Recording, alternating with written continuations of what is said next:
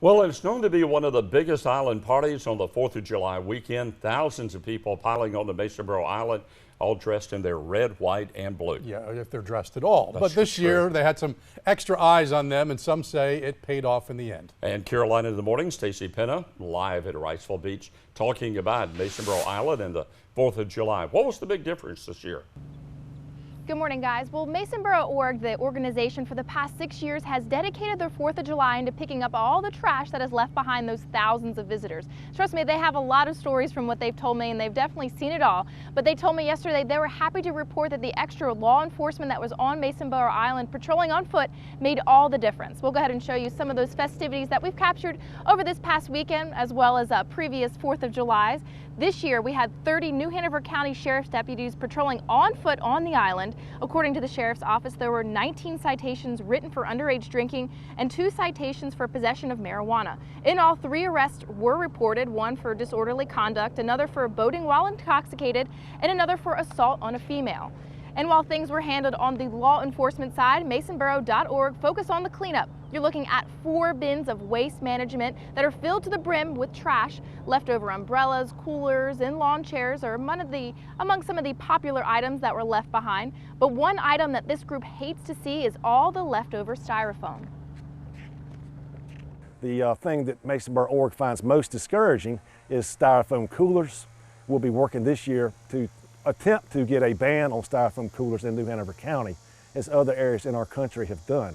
Styrofoam coolers leave behind an environmental disaster for the island, and they are our #1 target for Masonboro.org. Now, the group also tells me they'd like to get all the local grocery stores to not sell those styrofoam coolers in the summer months. Guys, back to you. All right, Stacy. Masonboro Island, one of the biggest 4th of July party locations along the East Coast.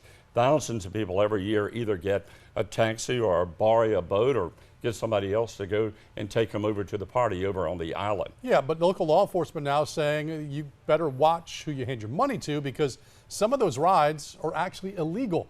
Carolina in the Morning, Stacy Penna live in Wrightsville Beach this morning talking about that 4th of July holiday on Masonboro. So Stacy, how did everything go this past weekend for law enforcement who were there?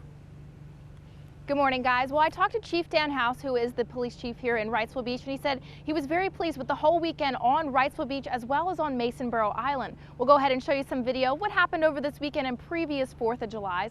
You can see hundreds and thousands of people just either in their boats, in the water, or even on the sand, just having a good time. But this year, we're told 30 New Hanover County Sheriff's deputies roamed the island on foot. We're also told that those sheriff deputies and the Wilmington PD had their own tent set up with computers, writing citations when need be. We talked to the group Masonboro.org, who says their large presence on the island made all the difference this year. 19 citations were written for underage drinking, something Chief House said they were looking to crack down on early last week when he talked about their preps leading up to the 4th of July weekend.